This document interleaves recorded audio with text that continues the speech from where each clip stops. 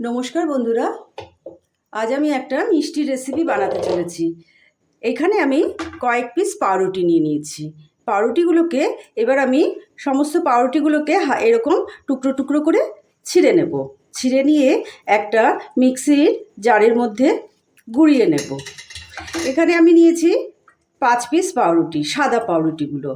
আপনারা সাদা পাউরুটিই নেবেন। সাদা পাউরুটিতে মিষ্টিটা দেখতে বেশি ভালো হবে আর সুন্দরও হবে। এবার আমি এগুলোকে সুন্দর করে গুঁড়ো করে নিয়েছি। কোনো রকমভাবে কিন্তু কেটে নেইনি এই লাল পাশটা। এবার ছিঁড়ে নিয়ে এবার আমি মিক্সির জারের মধ্যে ভরে দিলাম। এইগুলোকে আমি এখন মিক্সিতে গুঁড়িয়ে নিয়ে আসছি। এবার আমি একটা কড়াই বসিয়ে দিয়েছি, খুব লো ফ্লেম করে এইরকম করে বসিয়ে দিয়ে আমি যে পাউরুটিগুলোকে মিক্সিতে গুঁড়িয়ে নিয়ে এসেছি একদম এইরকম, একদম দেখুন, একদম ঝরঝরে শুকনো, একদম ঝরঝরে এইভাবে আপনারা গুঁড়িয়ে নেবেন।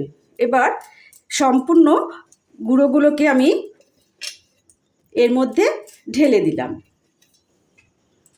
ঢেলে দিয়ে লো ফ্লেমে এটাকে অল্প নাড়াচাড়া করব। এরকম করে অল্প নাড়াচাড়া করব। আর আমি এইদিকে 250 ml দুধকে আমি ফুটিয়ে ঠান্ডা করে রেখেছিলাম। 250 ml দুধ আমি এটার মধ্যে দিয়ে দেব। আপনারা এতে আধা দুধ আধা জলও দিতে পারেন। আমি এর মধ্যে দিয়ে দিলাম। সঙ্গে আমি সামান্য জলও দেব। আমি অর্ধেকটা জলও দিলাম। এবার জল দিয়ে লো ফ্লেম করে আমরা এটাকে রান্না করব খানিকক্ষণ ধরে। আর এর মধ্যে সামান্য পরিমাণে, যেহেতু এটা মিষ্টির রেসিপি, সেই জন্য এটাতে সামান্য পরিমাণে আমরা লবণও দেব। এই যে এইটুকু পরিমাণে আমরা লবণ দিয়ে দিলাম। লবণ দিয়ে এটাকে সুন্দর করে আবার নাড়াচাড়া করব। নাড়াচাড়া করে একদম মণ্ডর আকারে তৈরি করে দেব। ফ্লেমটা কিন্তু কোনো মতেই বাড়ানো চলবে না, লো ফ্লেমেই কিন্তু এটা তৈরি হচ্ছে। এখানে আমি সামান্য একটু ঘি দিয়ে দিলাম, তাহলে এটার গন্ধটাও ভালো হবে আর খেতেও খুব ভালো লাগবে। ঘি দিয়ে আবার সুন্দর করে নাড়তে থাকলাম। নাড়তে নাড়তে দেখুন এটা অনেকটা শুকিয়ে এসছে। আর একটু শুকোলেই আমরা এটাকে নামিয়ে নেব, তারপর ঠান্ডা করে নেব। ঠান্ডা করলে এটা আর একটু জমে যাবে। এই যে কড়াই থেকে দেখুন উঠে উঠে আসছে, এরকম আপনাদেরও কড়াই থেকে উঠে উঠে আসবে। খুবই সহজভাবে এটা বানানো হচ্ছে। আমি খুবই সহজ সরল রেসিপি দেই, ঘরে থাকা কিছু উপকরণ দিয়েই যাতে সকলে বানিয়ে নিতে পারে। এটা দেখুন একটা মণ্ডর আকারে তৈরি হয়ে গেছে। এবার এটাকে আমরা কড়াইতে নামিয়ে নেব। খুব সুন্দরভাবে হয়ে গেছে। আমি সামান্য একটু এখন আবার ঘি দিয়েছিলাম। একদম এই রকম তৈরি হয়ে যাবে। এবার আমরা এটাকে একটা থালায় নামিয়ে নেব। থালায় নামিয়ে নিয়ে এটাকে একটু ঠান্ডা করতে দেব। কড়াই থেকে কিন্তু সম্পূর্ণ উঠে গেছে। এটাকে নামিয়ে নিয়ে এটাকে এবার থালাতে ঠান্ডা করতে দিলাম।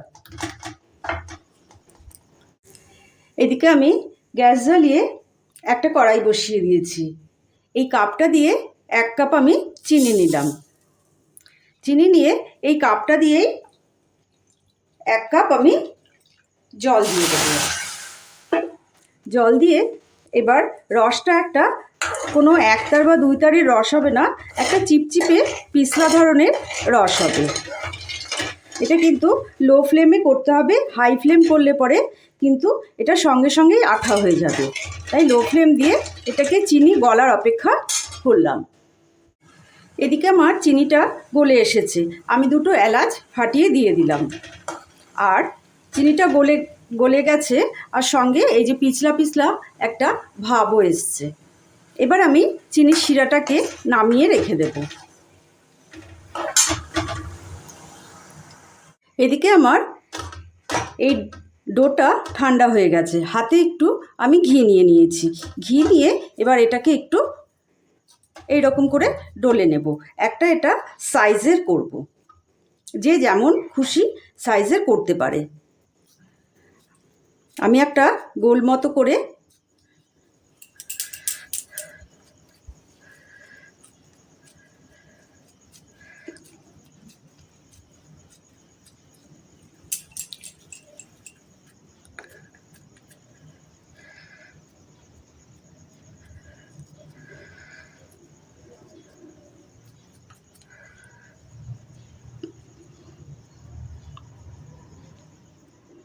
আমার রেসিপিগুলো যদি ভালো লাগে অবশ্যই কিন্তু একটা লাইক, শেয়ার, কমেন্ট, সাবস্ক্রাইব অবশ্যই করবেন। এইরকম একটা শেপে নিয়ে আসলাম, যে যেমন খুশি করবেন। আবার একটু হাতে ঘি নিয়ে নিলাম, ঘি নিয়ে আরেকটাও আমি এই রকম করেই করে নেব। এদিকে আমি একটা কড়াই বসিয়ে দিয়েছি, আর আমার মিষ্টিগুলোও তৈরি হয়ে গেছে। আমি বেশ মোটা মোটা আকারের মিষ্টিগুলো তৈরি করেছি। আমি এরকম লম্বাটে টাইপের তৈরি করেছি, আপনারা গোলও করতে পারেন, আবার ল্যাংচার আকারেও করতে পারেন, একদম খুব সুন্দর। কিন্তু যখন আপনারা এই মিষ্টিগুলো তৈরি করবেন তখন কিন্তু অবশ্যই হাতে ঘি কিংবা তেল নিয়ে নেবেন, তবে খুব সুন্দর মসৃণ হবে মিষ্টিগুলো। এবার কড়াই বসিয়ে দিয়েছি, কড়াইতে আমি কিছুটা পরিমাণ তেল দিয়ে দিচ্ছি। এবারে কড়াইয়ের তেলটা আমার সামান্য গরম হয়ে এসেছে। সামান্য গরম থাকা অবস্থাতেই আমার কিন্তু এই মিষ্টিগুলো ছেড়ে দিতে হবে, যেমন গোলাপ জামুন ছাড়া হয় সেইভাবেই ছাড়তে হবে। এইবার একটু সমস্ত মিষ্টিগুলো ছাড়ার পর একটু ফ্লেমটাকে বাড়িয়ে দিতে হবে, কিন্তু খুব একটা না, লো টু মিডিয়াম যাতে থাকে। না হলে লো ফ্লেমে যদি করা হয় তাহলে এই মিষ্টিগুলো হয়তো ভেঙে যেতে পারে। এবার আমি ফ্লেমটাকে একটু বাড়িয়ে দিলাম, আবার খুব একটা বাড়ানো যাবে না, তাহলে আবার খুব তাড়াতাড়ি এগুলো পুড়ে যাবে। কড়াইটা ধরে একটু এরকম নাড়াচাড়া করে দিতে হবে, একদম ডুবো তেলে কিন্তু ভাজা হচ্ছে এই মিষ্টিগুলো। দেখুন এখন টকবগিয়ে এসে গেছে। আমার রেসিপিটা যদি ভালো লাগে তাহলে আত্মীয় পরিজন বন্ধুদের সঙ্গে অবশ্যই কিন্তু শেয়ার করবেন। চ্যানেলে নতুন হলে চ্যানেলটিকে সাবস্ক্রাইব করবেন।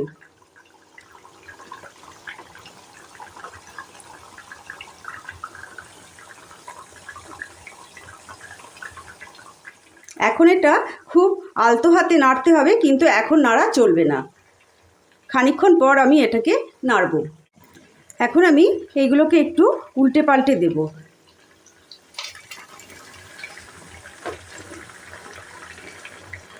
যদি মনে হয় যে এইগুলো একটু ভেঙে যাওয়ার চান্স আছে তাহলে কিন্তু ফ্লেমটা একদম হাই করে দেবেন, তাহলে সঙ্গে সঙ্গে মিষ্টিগুলো ঠিক হয়ে যাবে। এইভাবে সমস্ত মিষ্টিগুলো আমার নাড়া হয়ে গেছে। এবার কিন্তু আমাদের মিষ্টিগুলো বেশ লাল লাল করে ভাজা হয়ে গেছে। এবার আমি একটা একটা করে মিষ্টিগুলো তুলে ফেলছি।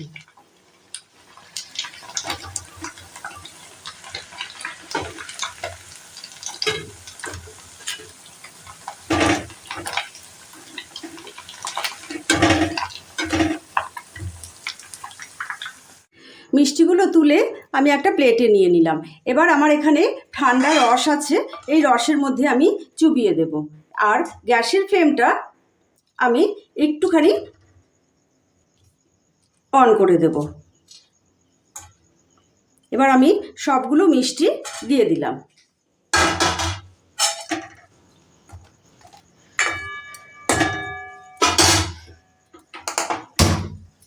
একটু হাই ফ্লেম করে দিলাম যাতে মিষ্টিগুলো টকবগিয়ে এসে যায়। আর 15 মিনিটের মতন এইগুলোকে আমি রেস্টে রাখবো। আপনাদের একটা লাইক কিন্তু আমাকে আরও উৎসাহ দেবে এই রান্না করার ক্ষেত্রে।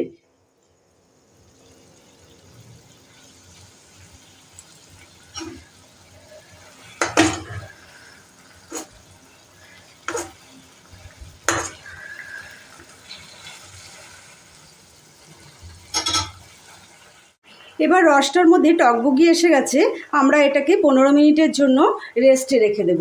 গ্যাসের আগুনটাকে বন্ধ করে দিলাম। আমাদের মিষ্টি তৈরি হয়ে গেল। 15 মিনিট পরে আমি আবার আসছি। 15 মিনিট পরে মিষ্টিগুলোকে রস থেকে নামিয়ে পরিবেশন করে দিলাম। দেখুন 15 মিনিটের মধ্যে মিষ্টিগুলো একদম রসে ভরে গেছে। একটা উঠিয়ে আপনাদের দেখাচ্ছি। এই দেখুন চিপলে কতটাই রস পড়ছে, ভেঙে দেখাচ্ছি। দেখুন ভেতরে কতটাই রস ঢুকেছে।